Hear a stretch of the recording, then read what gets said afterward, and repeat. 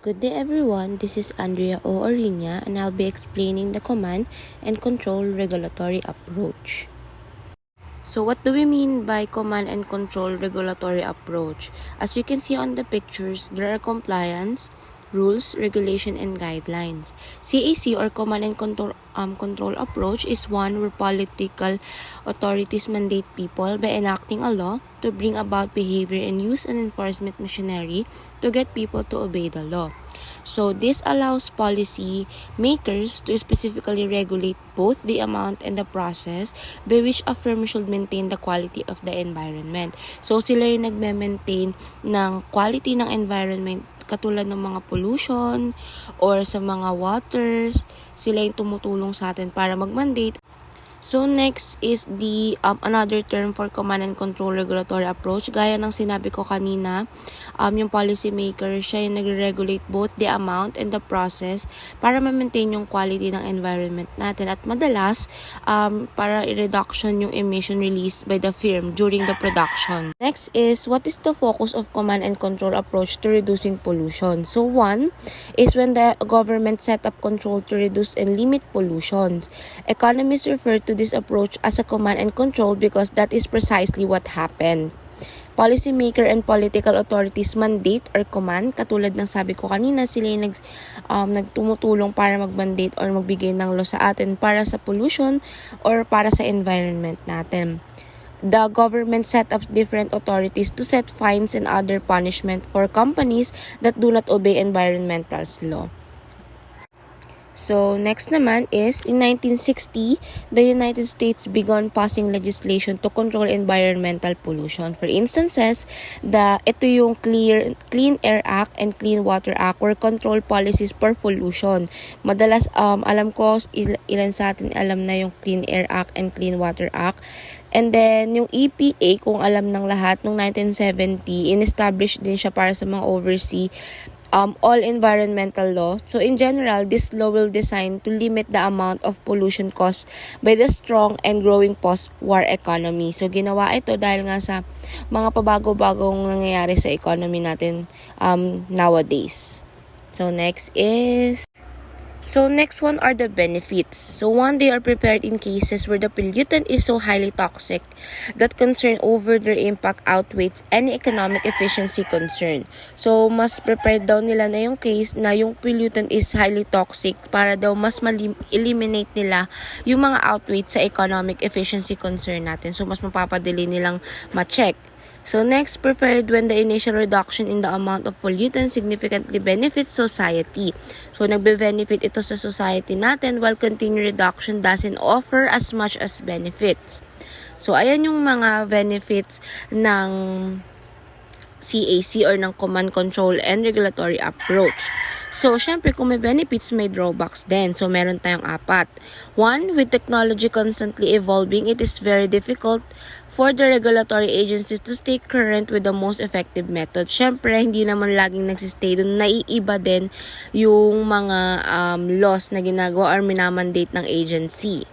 So, pangalawa, oftentimes it is hard or impossible for the government to know the cost structure. So, nahihirapan silang malaman kung ano ba yung mga cost structure dahil na nga sa padaming pollution na nangyayari ito sa bansa natin. And next, they limit the firm ability to find the most cost-effective way to continue production while reducing pollution. So, yun nga, may limit sila para makita yung cost-effective way kasi marami naman talaga yun, iba-iba yun. So, the last one is, all of these standards, design, performance, input are just one piece of puzzle to try to reduce pollution.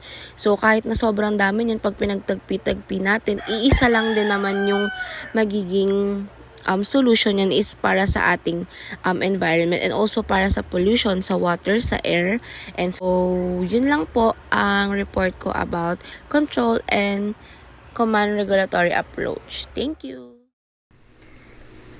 So, good day. My name is Simon Palma. And my report is all about economic incentives approach. So first, what is economic intensive approach? Economic incentives and approaches are tools used to encourage individuals and organizations to behave in environmentally friendly ways. They work by changing the costs and benefits associated with certain actions make it making it more financially advantageous to adopt eco-friendly practices. So basically, yung economic intensive approach is a tool na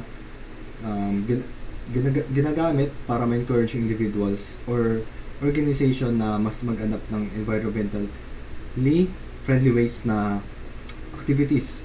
So,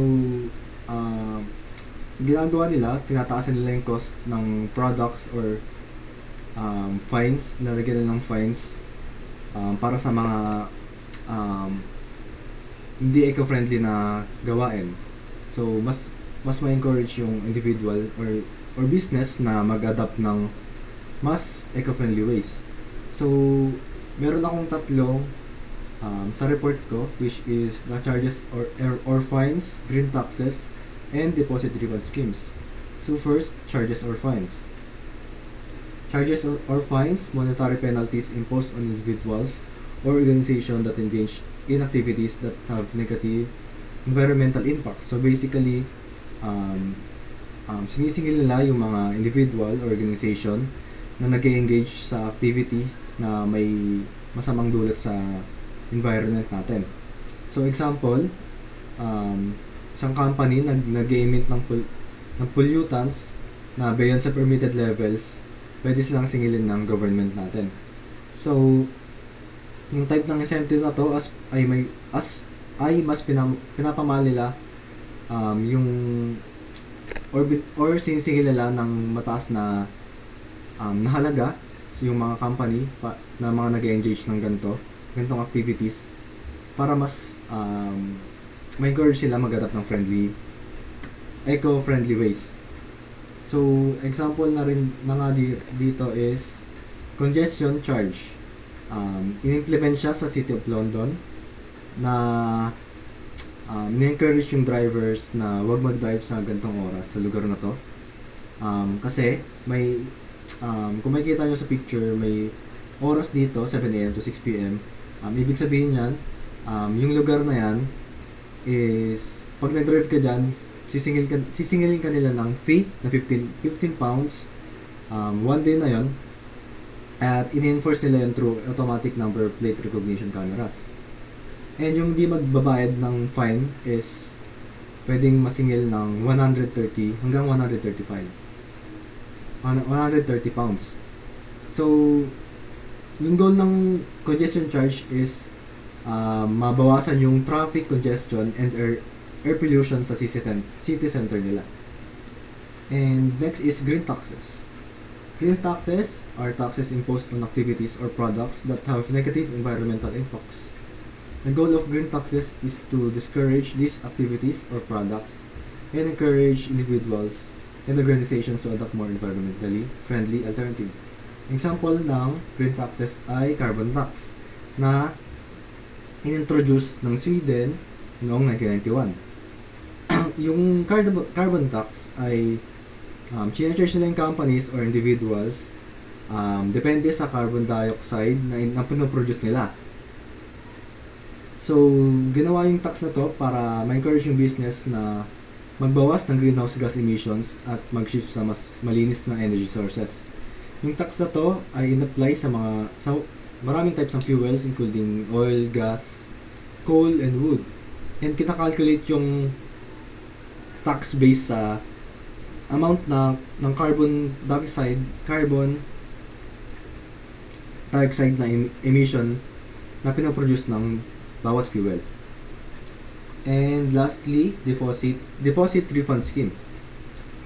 Deposit refund scheme, in-incentivize nila individuals na na mag-recycle, na mga nagre-recycle, mga nagbabalik ng gamit na products, tapos na nilang gamitin.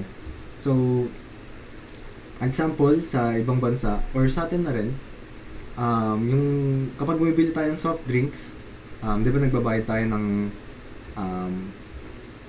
kunyari 5 pesos, and pwede natin yung ma-refund pag binalik natin yung bote sa kanila. So, yun, in-encourage yung individual nitong deposit refund scheme na mag-recycle.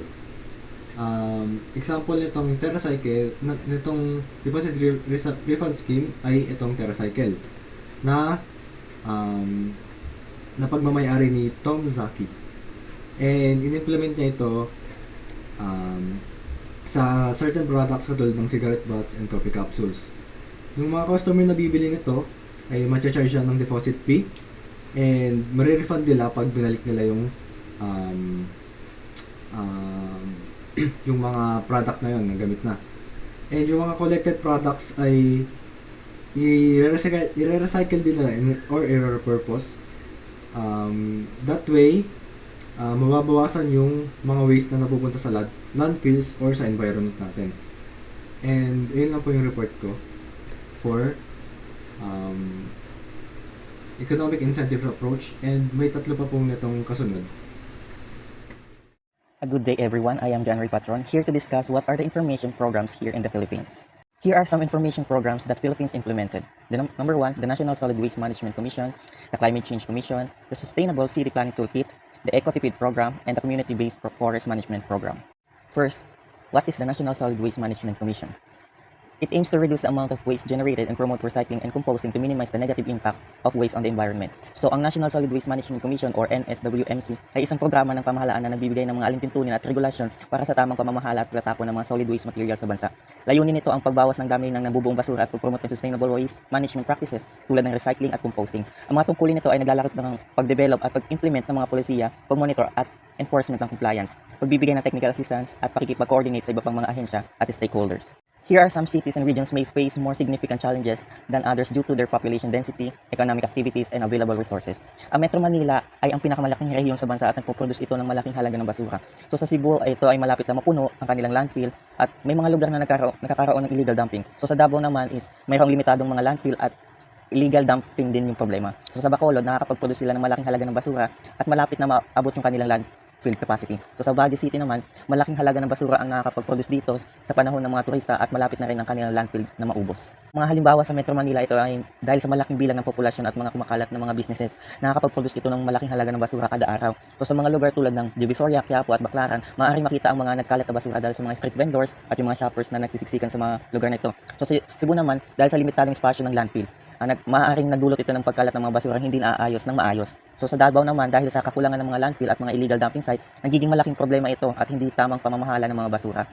In Bacolod naman, dahil sa patuloy na paglaki ng populasyon at mga negosyong maaaring mas malaking halaga ng basura ang maproduce sa hinarap, na maaaring magresulta sa pagkakaroon ng mas malaking problema sa pangangasiwa ng mga basura. So sa Baguio, dahil sa, sabi ko nga, sa turista na bumibisita dito tuwing peak season, napakalaki ang produksyon ng basura, lalo na sa mga tourist spots tulad ng Burnham Park at Mines View Park. Strategies that implemented to reduce the volume of waste generated and promotes a sustainable waste management system. Ang mga ito ay pamamaraan ng pamamahala ng basura ay mahalaga upang maprotektahan natin ang kalikasan at mapanatili natin ang kalidad ng buhay ng mga tao. Sa pamamagitan at pagpapatupad ng batas tulad ng Ecological Solid Waste Management Act at mga kampanya upang ma-reduce yung basura, ang mga rehiyon ay nagsisikap na bawasan ang dami ng basura na ipinapadala sa mga landfill at mag-promote ng sustainable na konsumo. Ang pag-recycle at pag-compose ng basura ay mga pamamaraan upang mapababa ang dami ng basura na napapadala sa mga landfill. Habang ang waste-to-energy technology at extended producer responsibility ay mga paraan upang bawasan ang epekto ng mga produkto sa kalikasan. So halimbawa dito sa RA 9003 ay ang pagsasagawa ng waste segregation sa mga tahanan at pagpapakalat ng information campaign tungkol sa kahalagahan nito. Isang halimbawa ng pagkakapit sa EPR ay ang pagtitiyak na mayroong proper disposal ng mga e-waste at pagpapakalat ng impormasyon tungkol dito. Sa paghihiwalay ng basura sa pinagmumulan, maaari maglagay ng mga labeled na basura para sa organic at di-organic na basura upang mas madaling malaman kung saan ito dapat ilagay.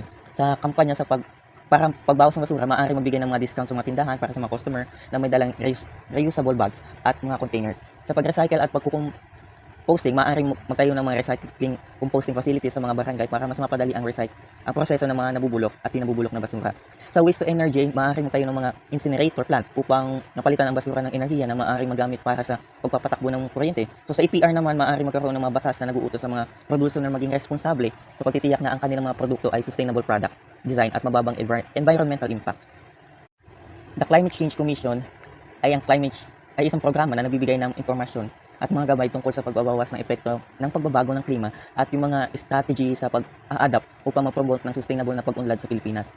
Yung mga tungkulin nila ay kinabibilangan ng pagbuo ng mga policy, programs at pagpaplano at yung pagpapatupad ng mga hakbang para sa pagbabago ng klima, ang pagpapalaganap ng mga kamalayan sa publiko tungkol sa kahalagahan ng pagbabago ng klima at pakikipagtulungan sa iba't ibang sektor upang magtayo ng mga komunidad na may kakayahang magpatuloy sa kabila ng mga epekto ng pagbabago ng klima. The National Climate Change Action Plan or NCCAP is a strategic framework implemented by the Climate Change Commission or CCC in the Philippines to address climate change.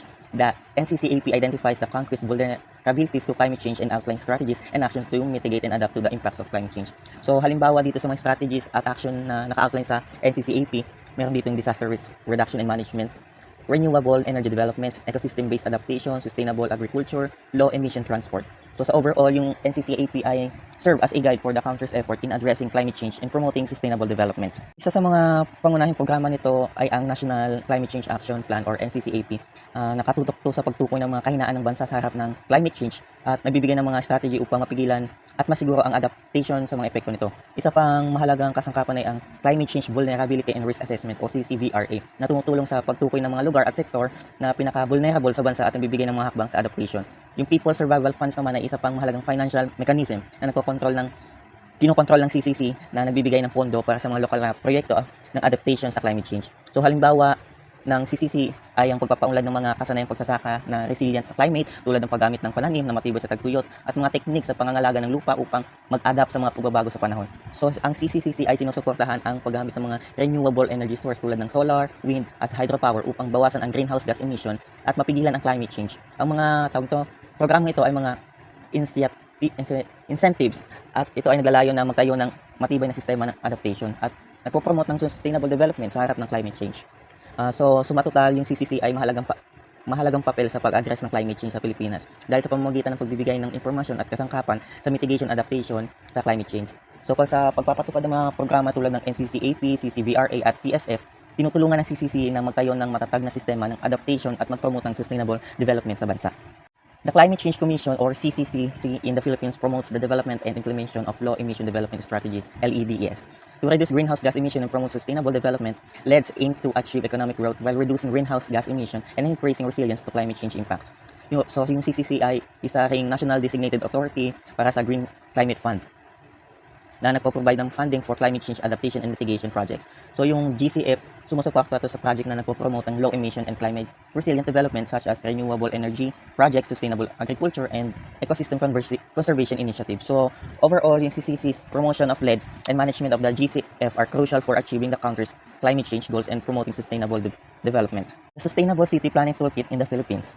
Ang Sustainable City Planning Toolkit ay isang kumpletong gabay na nagbibigay ng mga patnubay at best practices sa mga lokal na unit ng pamahalaan sa Pilipinas upang matulungan silang mag-develop ng mga sustainable urban plans. Sa pagsunod sa mga patnubay na nakasaad sa toolkit, maaaring mag-promote ng sustainable at resilient urban development ang mga lokal na unit ng pamahalaan sa kanilang mga komunidad.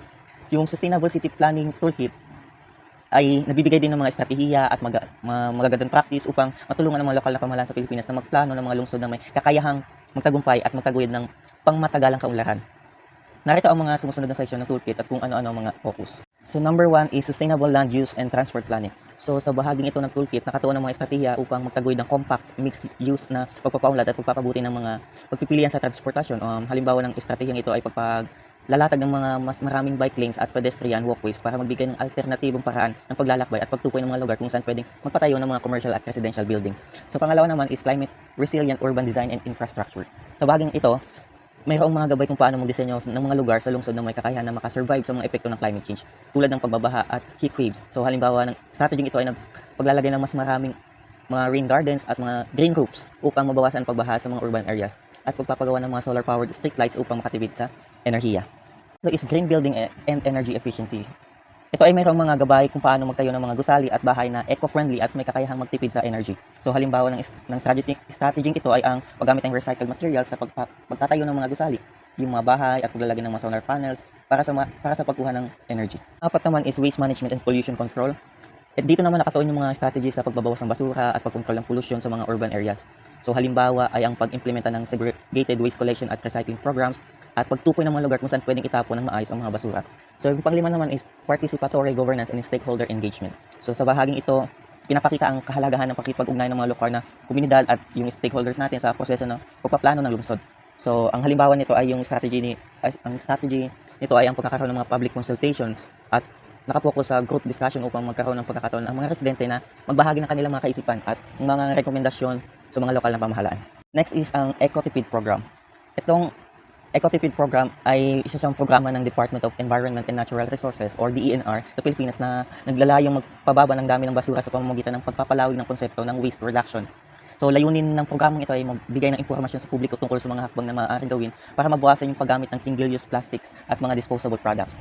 Mayroon ding mga pagsasanay at edukasyon para sa mga kawani ng pamahalaan, paaralan at mga komunidad upang matuto tungkol sa pagbawas ng basura sa tahanan at lugar ng trabaho. So, halimbawa ng mga hakbang na maaaring gawin sa ilalim ng Ecotipid Program ay ang paggamit ng reusable bags sa pamimili, sa paggamit ng mga refillable na water bottles, pagtanggi sa paggamit ng mga straw at utensils na gawa sa plastic, at paghihiwalay ng mga recyclable at hindi recyclable na basura sa bahay. Sa pamamagitan ng mga ito ay maaaring makatulong ang mga programang ito upang naibsan ang problema ng basura at magbigay ng malaking kontribusyon sa pangangalaga ng kalikasan at mapapanatili rin ito ng maayos na kalagayan ng ating kapaligiran. Here are some key content areas and examples of how the program has been implemented. So, meron ditong green procurement involves purchasing environmentally friendly products and services that minimize waste and pollution. Pangalawa is waste segregation at source encourages households and businesses to separate recyclable materials from non-recyclable ones to facilitate proper waste disposal and resource recovery. Next is waste to resource programs aims to convert waste materials into useful resources such as compost, biogas, and recycled materials.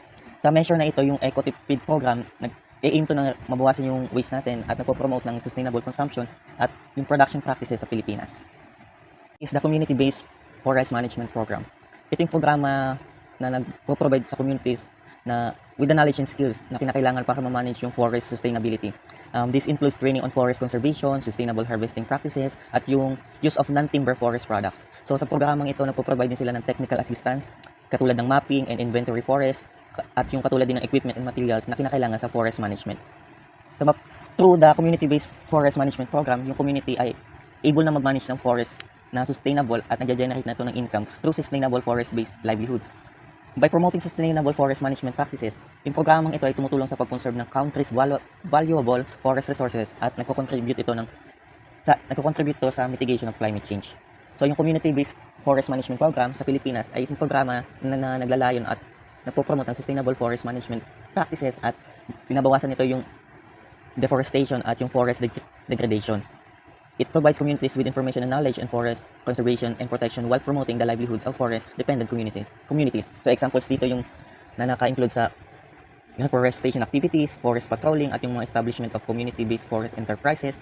So yung the program highlights the importance of community participation and ownership in forest management, promoting sustainable forest management practices and enhancing the livelihoods of local communities.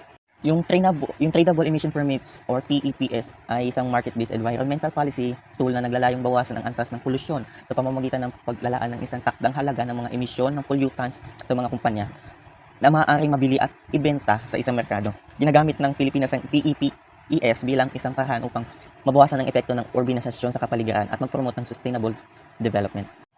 Ang mga permit na binibigay ng Environmental Management Bureau or EMB ay kinabibilangan ng Environmental Impact Assessment, Environmental Compliance Certificate, Certificate of Non-Coverage, Air Quality Management Permits, Permit to Operate Air, Certificate of Conformity, Hazardous Waste Management Permit, Haze Waste Manifest System, Importation Clearance, Water Quality Management Permits, Wastewater Importation Clearance, Water Quality Management Permit, Discharge Permit at Self-Monitoring Report. Ang mga permit na ito ay naglalayong pangasiwaan at kontrolin ang mga gawain na maaaring makaapekto sa kalikasan at mabawasan yung epekto ng polusyon sa kalikasan. Kapag nilagay naman natin siya sa konteksto ng pagpapatupad ng mga permit na binigay ng DNR, EMB sa mga proyekto o negosyo, alimbawa dito, kung meron kang isang kumpanya na nagpaplano na magpatayo ng isang pabrika, kinakailangan nila mag-submit ng Environmental Impact Assessment at mag-apply para sa Environmental Compliance Certificate bago sila makapagpatuloy sa konstruksyon ng kanilang proyekto. Kapag natapos na sila sa konstruksyon, kinakailangan din nila mag-apply para sa Permit to Operate at Air Quality Management Permit para masiguro na ang kanilang operasyon ay hindi magdudulot ng malaking pinsala sa kalikasan at sa kalusugan ng mga tao na nakapaligid sa lugar. Yung mga ibang permit tulad ng Hazardous Waste Management Permit at Wastewater Discharge Permit ay kinakailangan para sa mga kumpanya na nagpo-produce ng mga nakakalason na kemikal o nagtatapon ng mga basura sa tubig. Sa pamamagitan ng pagpapatupad ng mga permit na ito, masisigurado ang kalikasan at mga tao na nabubuhay sa mga lugar na mayroong mga kumpanyang ito. Ang mga subsidy ay mga financial o hindi financial na incentives na ibinibigay ng gobyerno o iba pang mga organisasyon upang suportahan ang mga aktibidad o industriya na kinakailangan para sa kabutihan ng lipunan. Sa konteksto ng subsidy ng environmental management at urban planning, ang mga subsidy na ibinibigay para suportahan ng mga insentibo na promote ng sustainable development tulad ng environmental protection, disaster risk reduction, at urban planning. Yung Department of Environment and Natural Resources o DNR ay nagbibigay ng financial na tulong sa mga LGU at NGOs para sa pagpapatupad ng mga proyekto sa pagprotekta sa kalikasan tulad ng reforestation, watershed management, at solid waste management. Ang Housing and Urban Development Coordinating Council or HUDCC ay nagbibigay ng technical na suporta sa mga LGU para sa pagbuo ng mga komprehensibong plano sa paggamit ng lupa at mga ordinansa sa pagtatag ng mga sustainable na urban development. So, ang National Housing Authority naman or NHA nagbibigay ng mga subsidy na para sa pabahay sa mga pamilyang may mababang kita na nakatira sa mga lugar na prone sa mga kalamidad upang suportahan ang mga pagsisikap sa disaster risk reduction. Ang Climate Change Commission o yung CCC ay nag-aalok ng mga programa sa pagsasanay at technical na suporta sa mga LGU at NGOs upang mapabuti ang kanilang kakayahan sa pagbuo ng mga strategy sa climate change, adaptation at mitigation. Yun lang man po sa report ko. Salamat. Good day, I am Carl Lawrence Esparmasillo. My topic will be property right approach. First, what is the property right approach? At its core, this approach posits that the most effective way to protect the environment is to assign property rights to resources such as land, water, and air. This means that individual or organization have the right to own and control this resource and therefore have an incentive to protect them. So, yung gobyerno binibigyan nila ng rights yung mga individual or mga organization sa mga lugar or lands, water, and air na pagmamayari nila, and dito natuturuan sila to protect. Binibigyan sila ng responsibility na protektahan yung mga pagmamayari nila. Na kahit na private property yun, pero napoprotektahan pa rin yung environment natin. Next. So, ang isang example nito is the cap and trade system. So, the government sets an emission cap and issue a quantity of emission allowance consistent with the cap. Emitters must hold allowance for every ton of greenhouse gas they emit. Companies may buy and sell allowance, and this market establish an emission price. So, for example, yung company A, meron silang, so, bago po na tayo sa example, yung paliwanag ko muna is yung cap. So, yung cap, ito yung cap is nagsiset yung government ng maximum or maximum na ilalabas o ipoproduce ng company per company. Halimbawa, binigyan sila ng isang permit, halimbawa 10,000 lang na waste yung pwede nilang ilabas. So, ganun yung sa cap. And sa trade naman, ang nangyayari sa trade, for example, may company A, meron siyang 3 permit. So, ibig sabihin, mas marami siyang pwedeng waste na ilabas, yung company na yun. And then, si company B, pwede siyang bumili ng permit kay company A para kung yung company niya is merong sobrang mapoproduce na emit. So, sa pamamaraan ng cap and trade system, na lilimitahan or nakokontrol yung pag-produce ng mga waste or nababalance siya. And at the same time, kumikita pa sila both parties o both company na magte-trade is kikita sila, and at the same time, ma-prevent natin yung maraming waste na ma-produce. So, yun po yung cap and trade system. Next naman is, next example natin approach is conservation easement. So, is a voluntary legal agreement that permanently limits use of the land in order to protect its conservation values. Also known as a conservation restriction or conservation agreement. A conservation easement is one option to protect a property for future generation.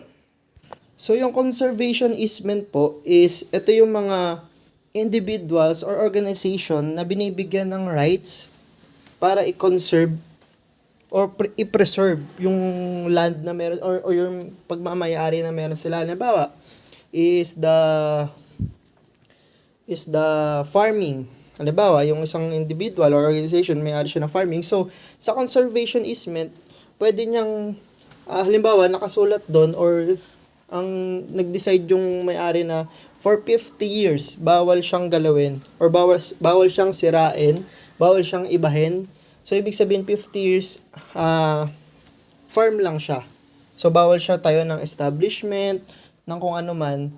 So nagkakaroon siya ng rights para i-preserve yung lugar na yun. So sa conservation easement, maganda to kasi yun nga, na-preserve yung mga lands na meron tayo. Kasi alam naman natin ngayon, ngayong panahon natin, 'di ba, kung marami ng mga lugar o yung mga rural places natin na nagiging ano na, tinatayuan na ng mga establishment. Pero sa conservation easement, merong rights, magkakaroon ka ng rights dito na bawal siyang sirain or baguhin. So kahit government pa, kahit sino pa ang magtangkang bilhin or palitan yung lugar na yun, pero meron kang conservation easement, bawal siya. So legal siya. Okay, so anong advantage ng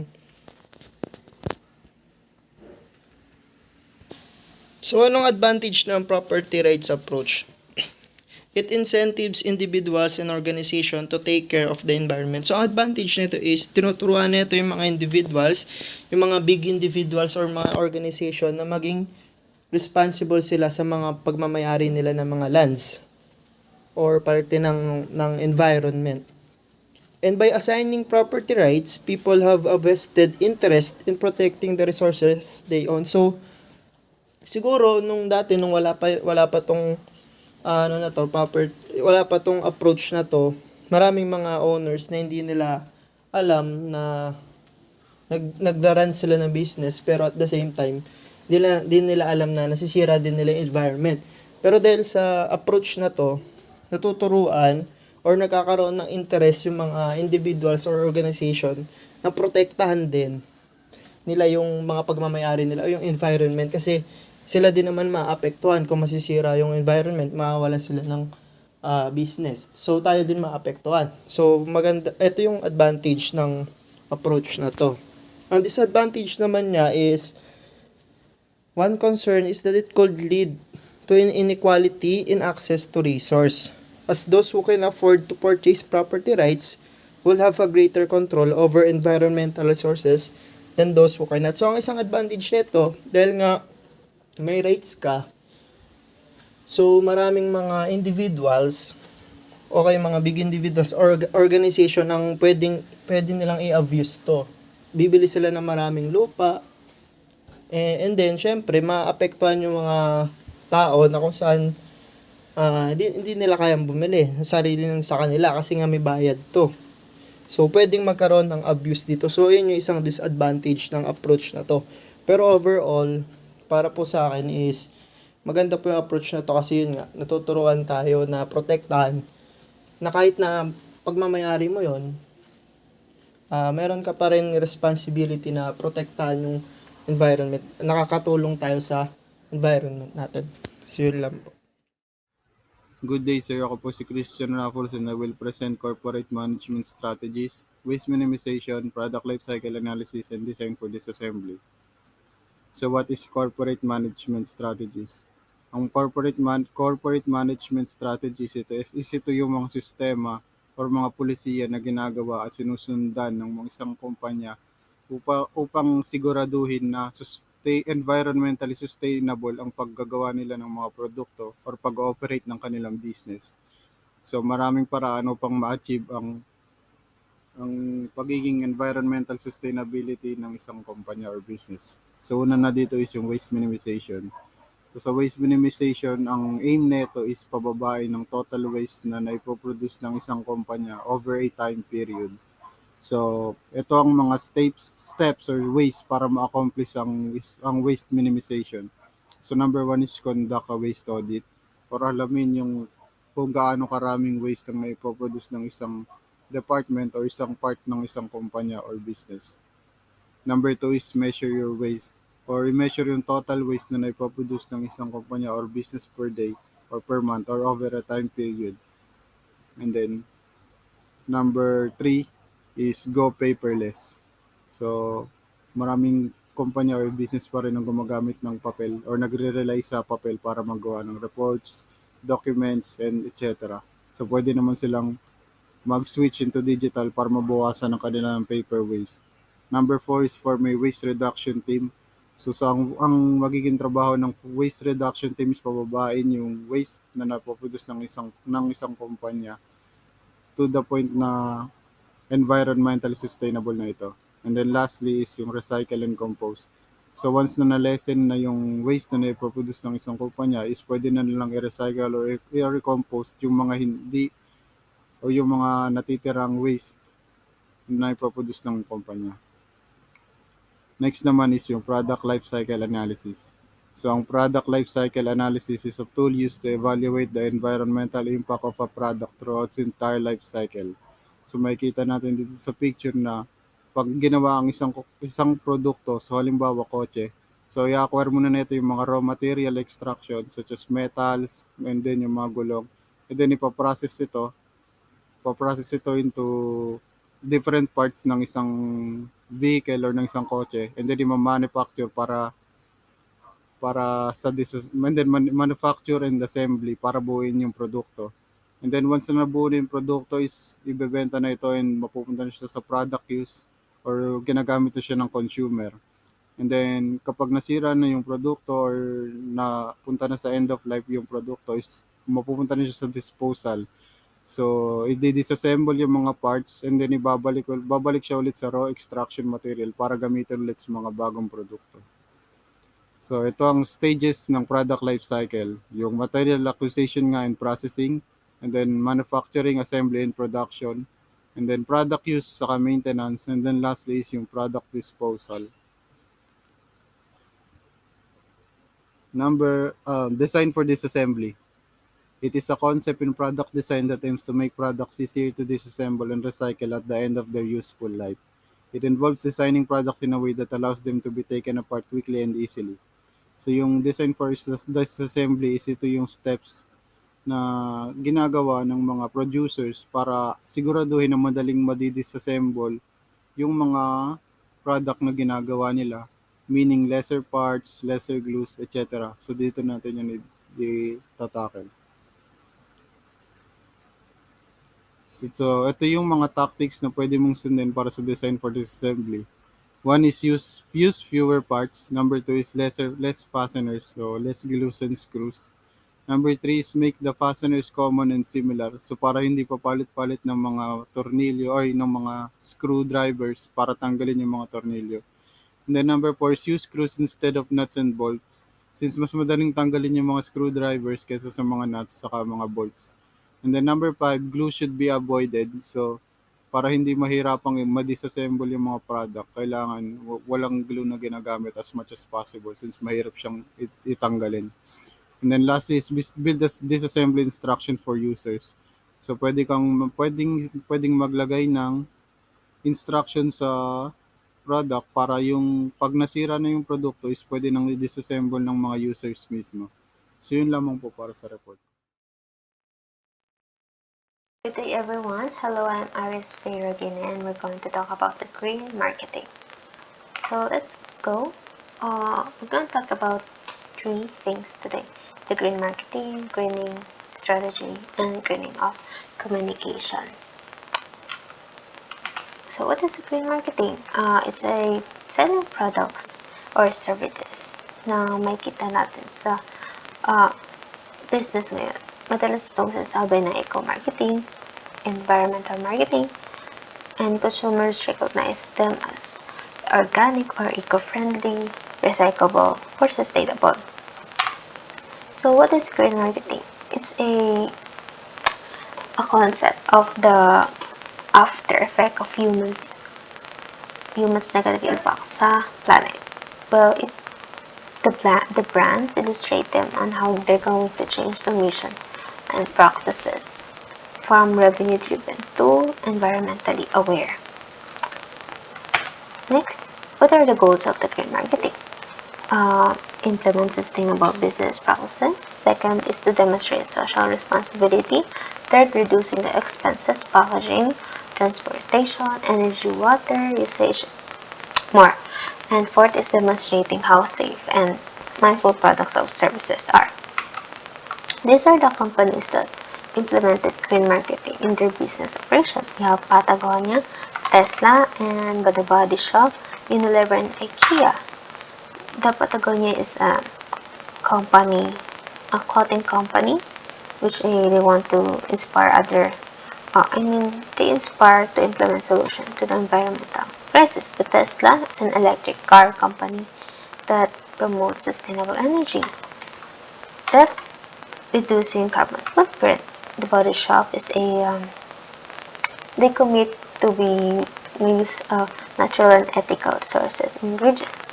The Unilever is a goods company that has made sustainable a core part of its business strategy with initiatives such as reducing waste and greenhouse gas emission, sourcing sustainable raw material footprints. And 5, the IKEA is a furniture retailer that has committed to using sustainable materials and reducing waste in its operations. Next, we're going to talk about the strategies of greening. So, the strategies of greening refers to the effort ng isang individual business or ng isang government to adopt that kind of practice to more environmental sustainable. Kasama dito yung energy conservation na ginagawa natin, waste reduction. Third is sustainable transportation, like kung gagamit ka ba ng public transportation, maglalakad ka ba or magbabike. Fourth is sustainable purchasing. Fifth is in water conservation. Sixth, sustainable food practices. These strategies can help sa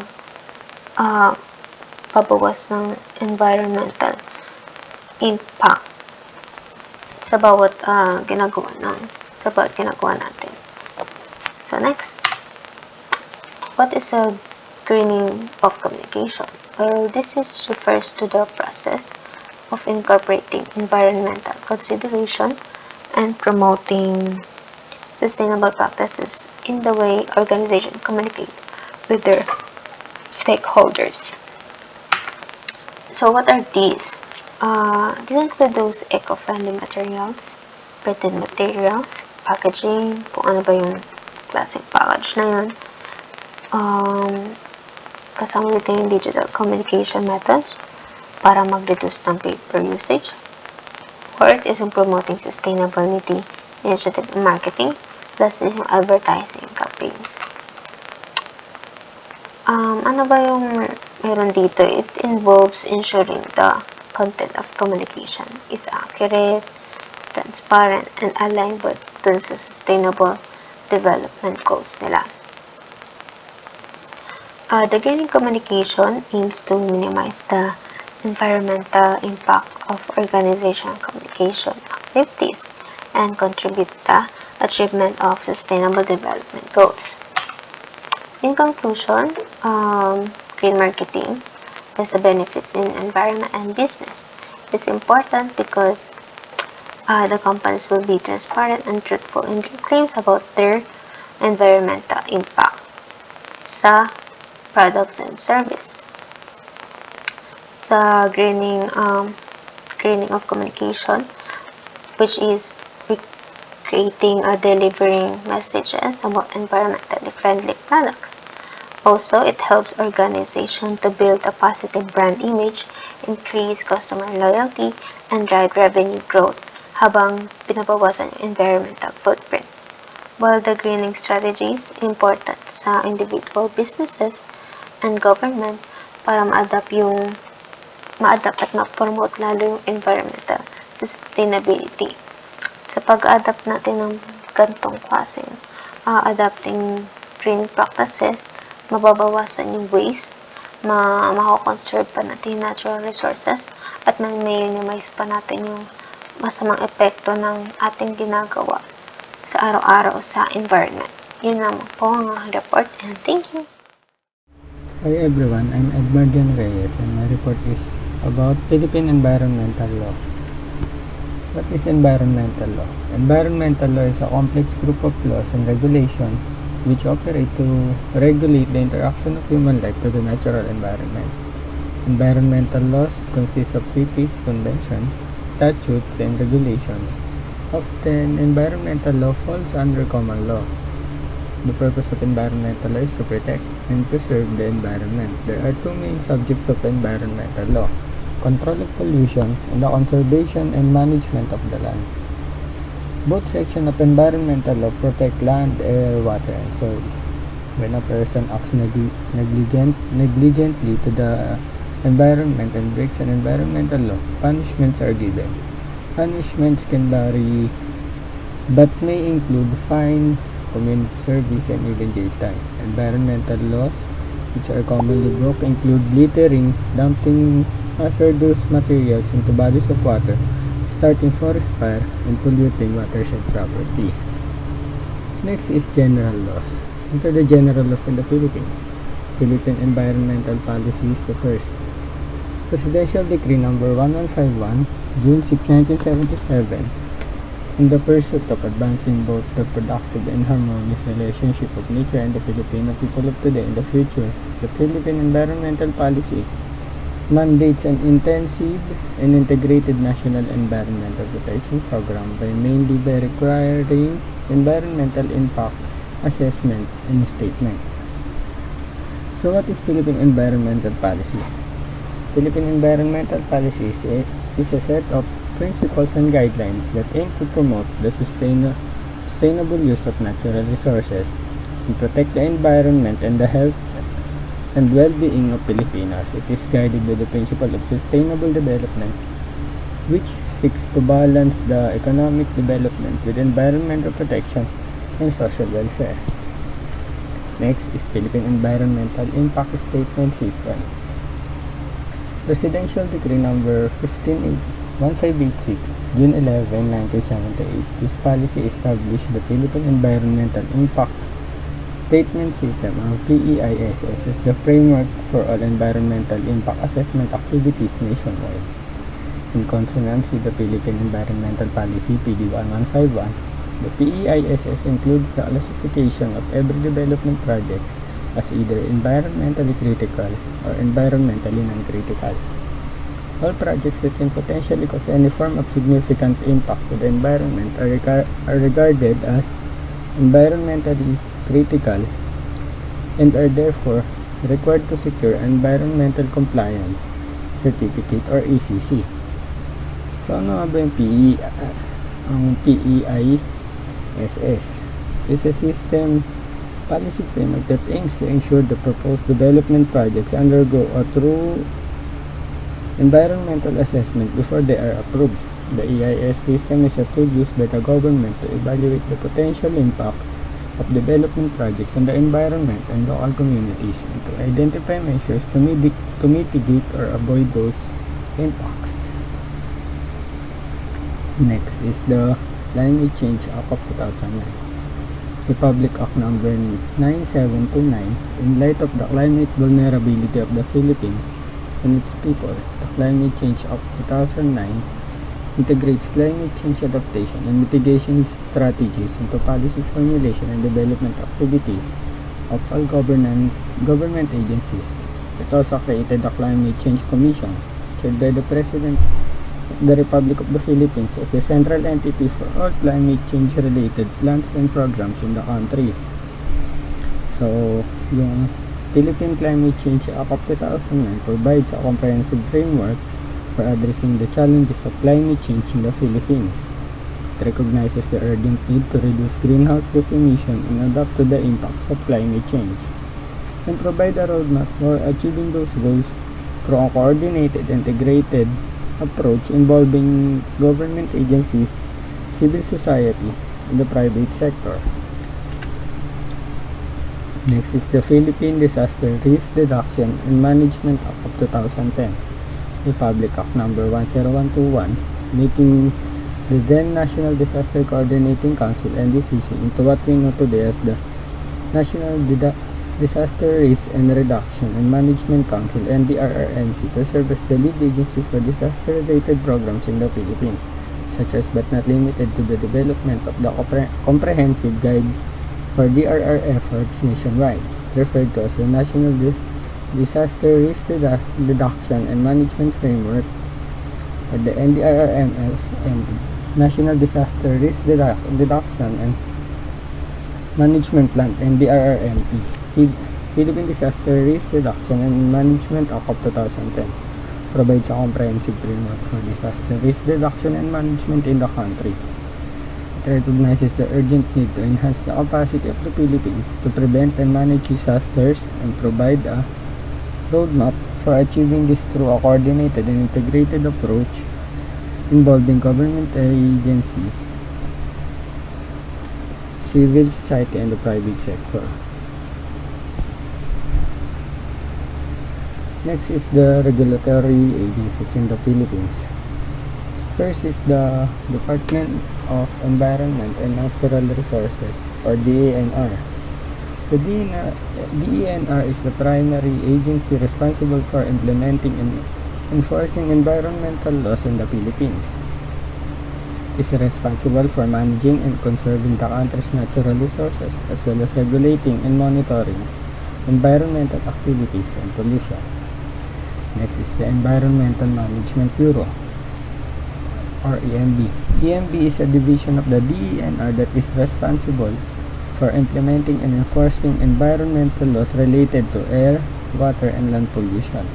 It issues permits and licenses for various environmental activities and conducts environmental monitoring and assessment. Next is Mines and Geoscience Bureau, or MGB. MGB is a division of the DENR that is responsible for regulating and monitoring mining activities in the Philippines. It issues permits and licenses for mining operations and conducts environmental impact assessments to ensure that mining activities are carried out in an environmentally sustainable manner. Next is the National Solid Waste Management Commission, NSWMC. NSWMC is a government agency that is responsible for implementing the Ecological Solid Waste Management Act, which aims to promote sustainable solid waste management practices in the Philippines. National Water Resources Board, NWRB. NWRB is a government agency that is responsible for managing and regulating the country's water resources. It issues permits for the use of water resources and regulates water quality to ensure that it meets the standards set by environmental laws. Last is the Philippine Atmospheric, Geophysical and Astronomical Services Administration, or PAGASA. PAGASA is a government agency that is responsible for monitoring and predicting weather patterns in the Philippines. It provides information and warning about weather-related hazards such as typhoon and floods. That's all about my report. Thank you.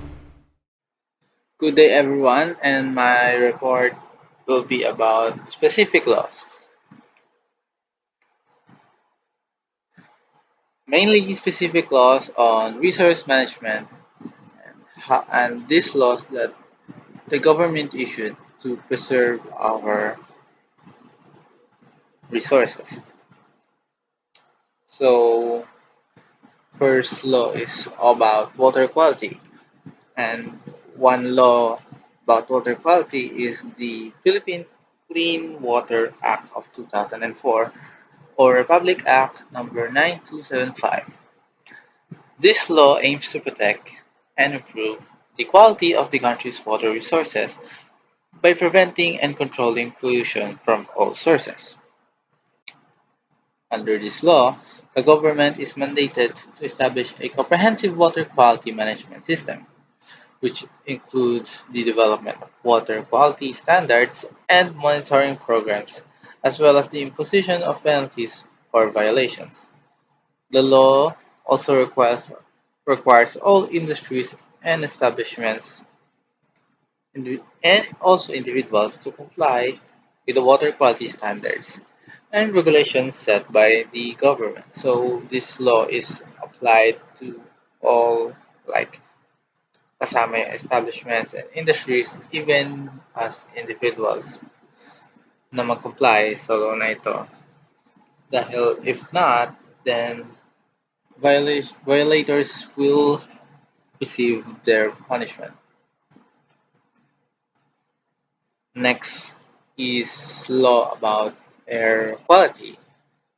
And one law about air quality is the Clean Air Act of 1999 or Republic Act number 8749. This law aims to protect and enhance the air quality of the country's air resources by preventing and controlling air pollution from all sources. Under the Clean Air Act, the government is mandated to establish and enforce air quality standards for various pollutants, including particulate matter, sulfur dioxide, nitrogen oxide, carbon monoxide, ozone, and lead. The law also requires industries and other sources of air pollution to comply with the emission standards and regulations set by the government. The Clean Air Act of 1999 also provides for the creation of multi-sectoral body called the Clean Air Initiative Technical Working Group, which is responsible for implementing and monitoring the law's provisions. This group is composed of representatives from various government agencies, private organizations, and civil society groups. Additionally, the Clean Air Act imposes penalties for violations of its provisions, which includes fines, imprisonment, and revocation of permits or license. The law also encourages the use of cleaner technologies and alternative fuels to reduce air pollution. Next is land use and conservation or wasteland reclamation. One law on this topic is the Philippine Mining Act of 1995 or Republic Act number 7942. While primarily focused on the regulation of mining activities, this law also includes provisions related to land use, conservation, and reclamation. So under the Philippine Mining Act of 1995, mining operations are required to conform a land use plan to ensure the sustainable development and use of mineral resources while protecting the environment. The law also requires mining companies to prepare and implement a mine rehabilitation and decommissioning plan to reclaim the rehabilitate areas affected by the mining activities. Moreover, the law requires mining companies to provide a bond or other form of financial guarantee to ensure that they have the financial capability to undertake the rehabilitation and reclamation mined out areas. The bond or guar- the bond or guarantee will be released only upon completion of the reclamation and rehabilitation work. In addition, to the Philippine Mining Act,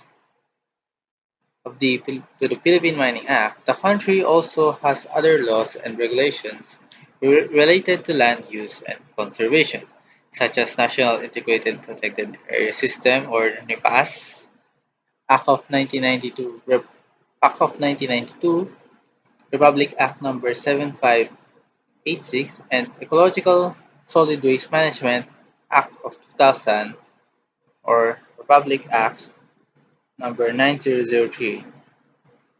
These laws aims to protect and conserve the country's natural resources, promote sustainable development, and mitigate the adverse impacts of human activities on the environment. So that will be all for my report. Hello, I'm Christian Joseph Sabino. My report is about specific law. My first topic is mining laws of the Philippines.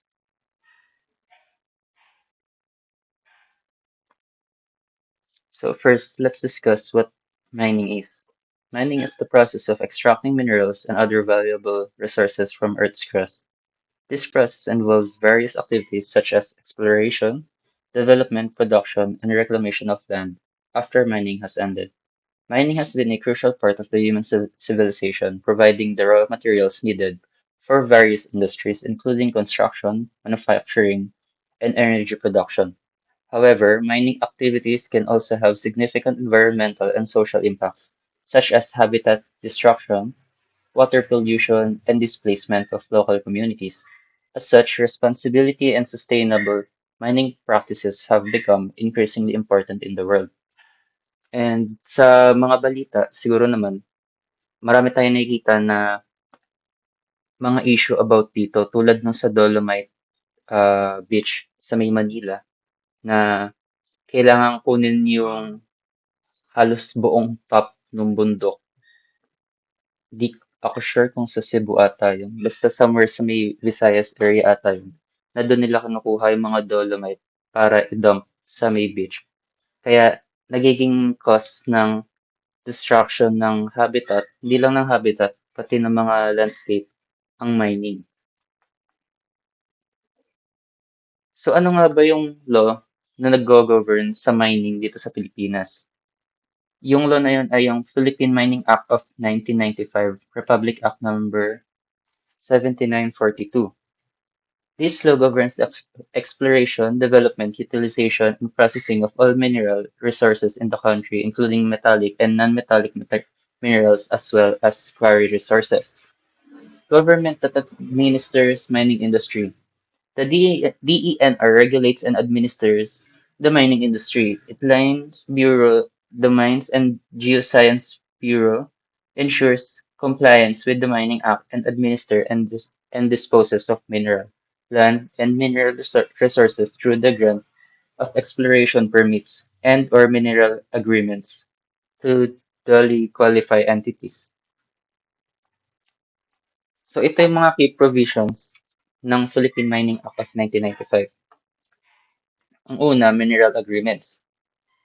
The law allows for the grant of mineral agreements such as exploration permits, mineral production sharing agreements, and financial or technical assistance agreement to qualified domestic and foreign persons or entities. Next is environmental protection.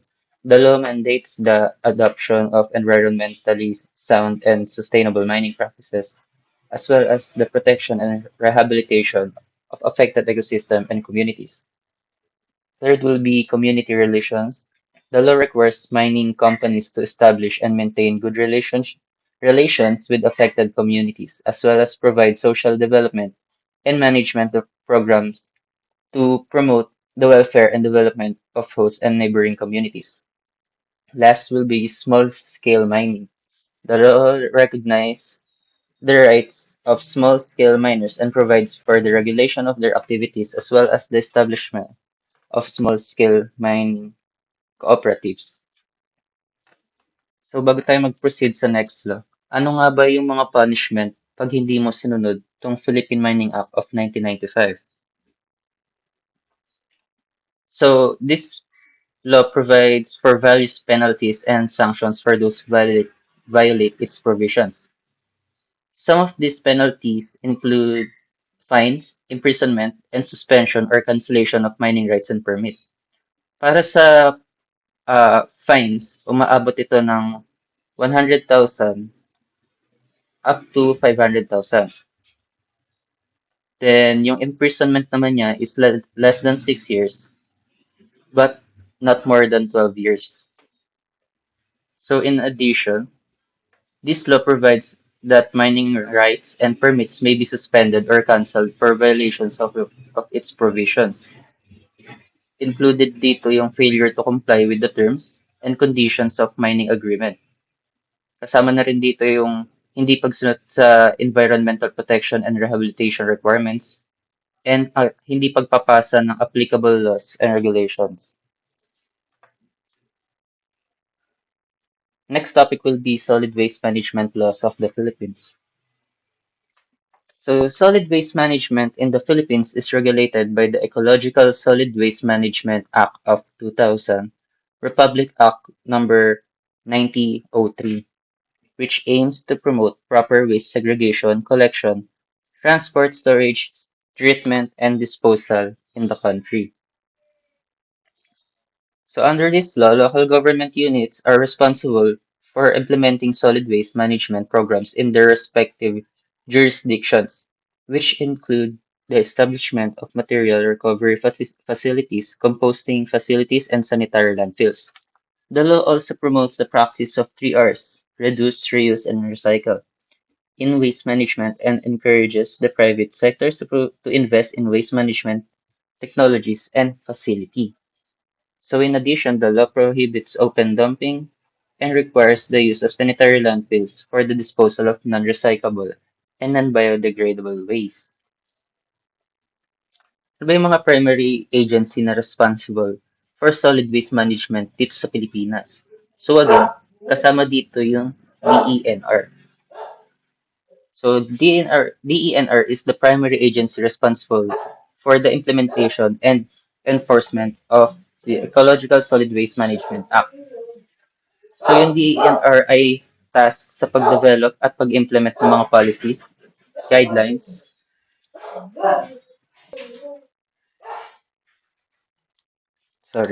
going back.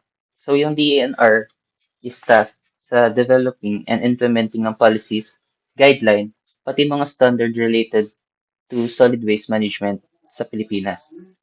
It is also responsible for coordinating with local government units or LGUs in the implementation of solid waste management programs and projects.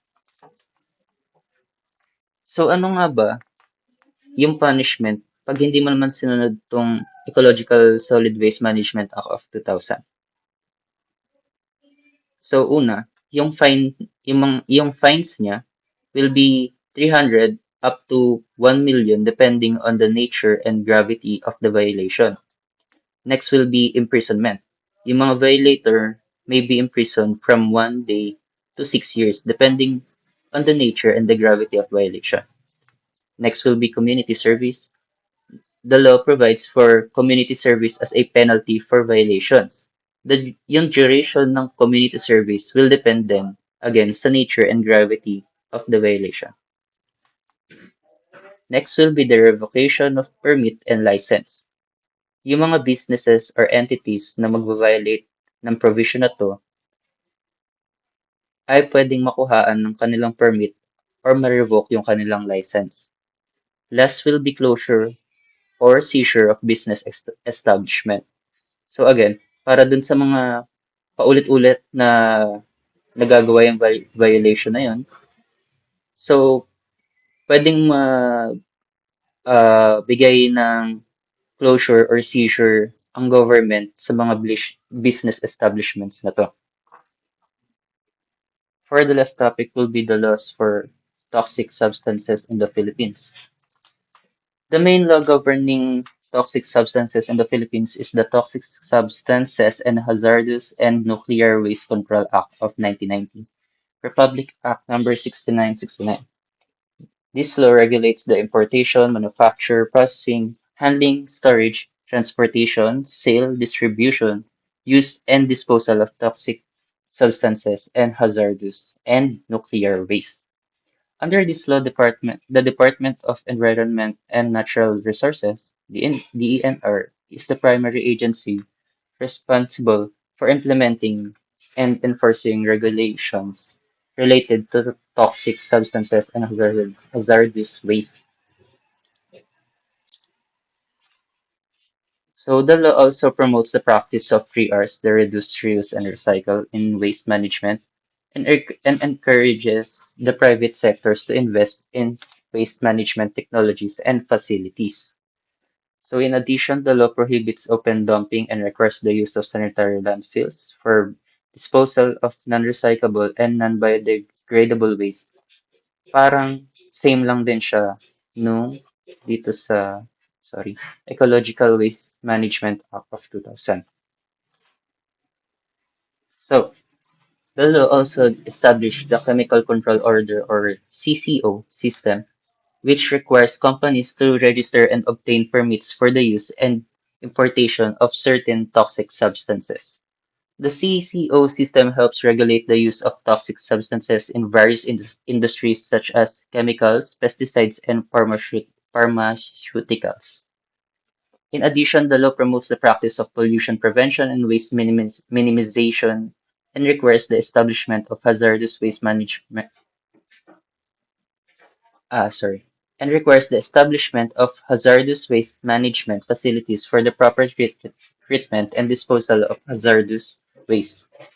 The Philippines also follows the globally harmonized system, the GHS, of classification and labeling of chemicals, which is a standardized system for identifying and communicating the hazards of chemicals.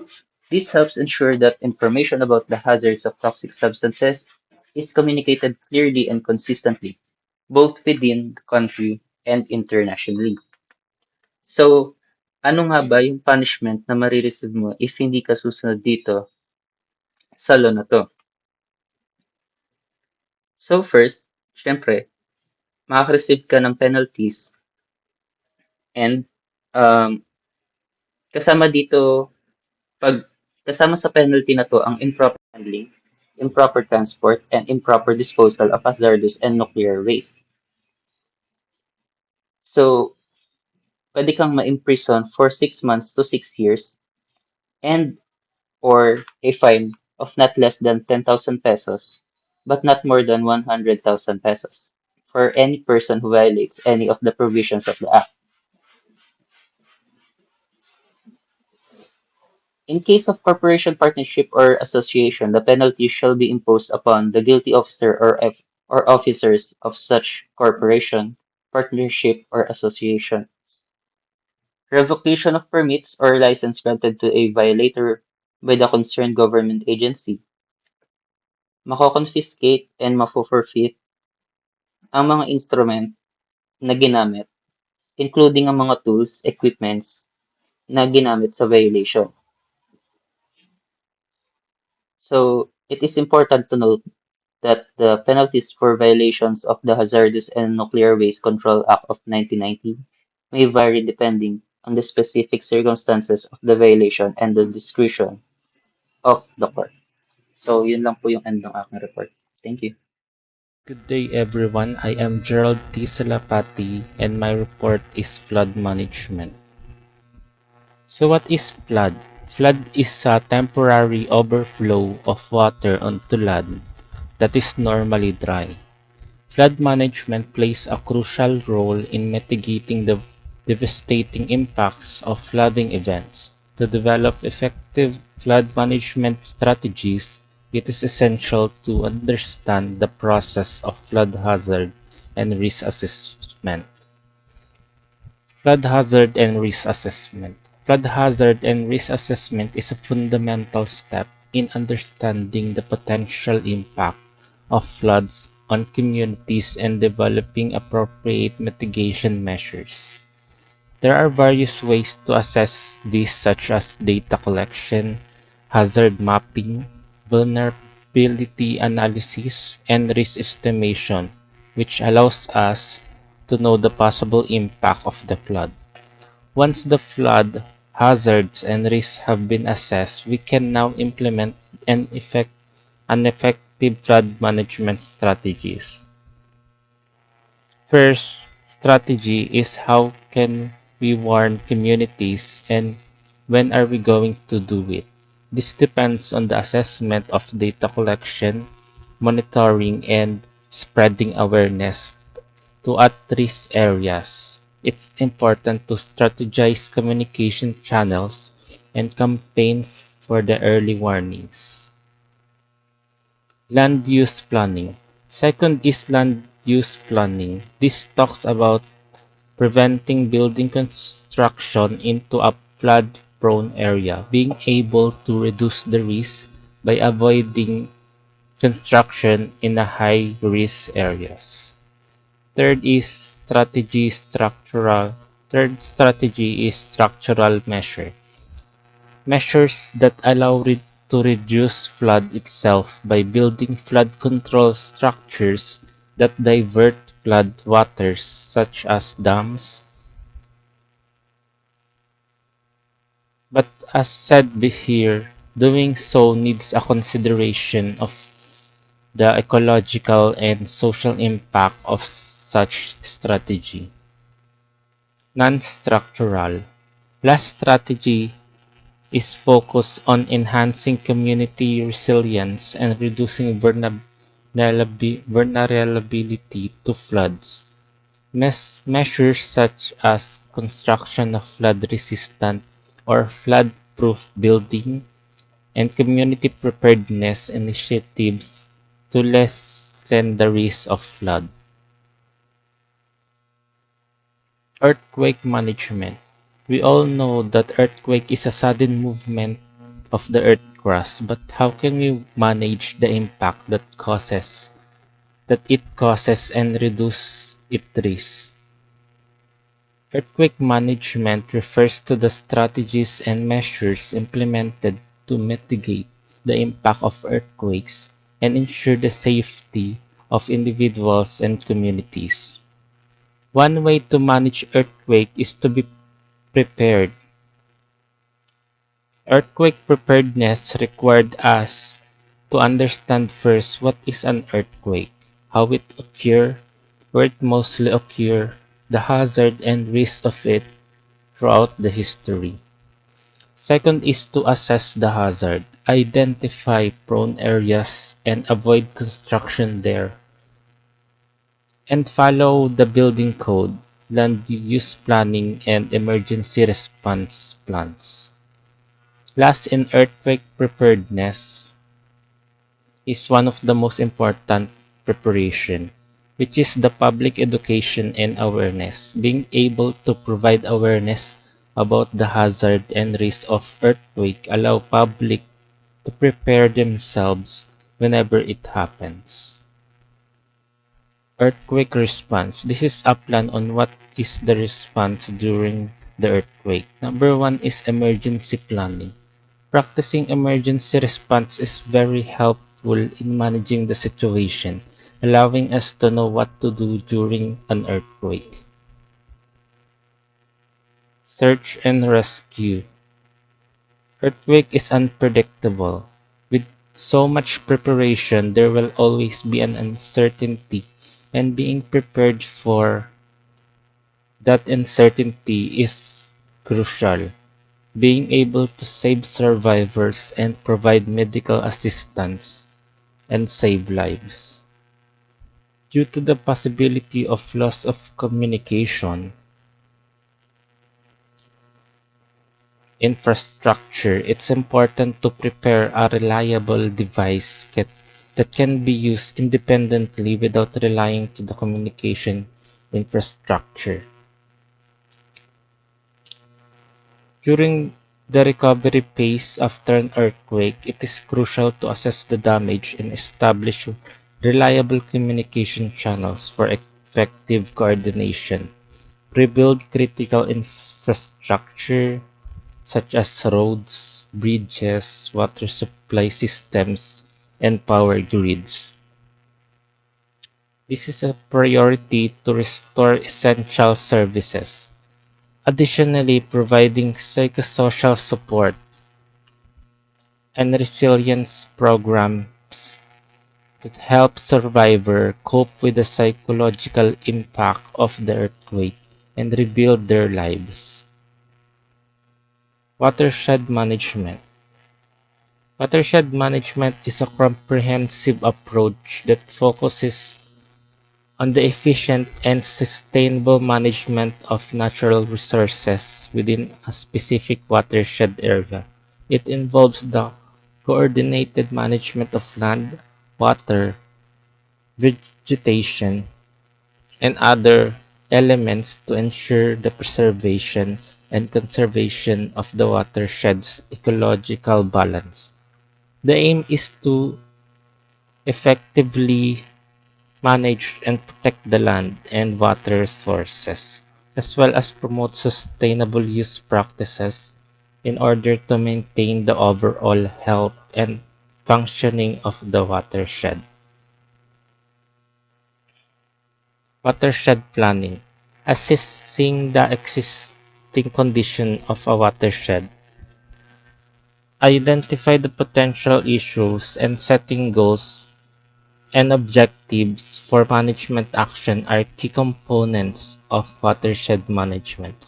However, to ensure successful outcomes, stakeholder engagement and collaboration play a crucial role in the planning and decision-making process.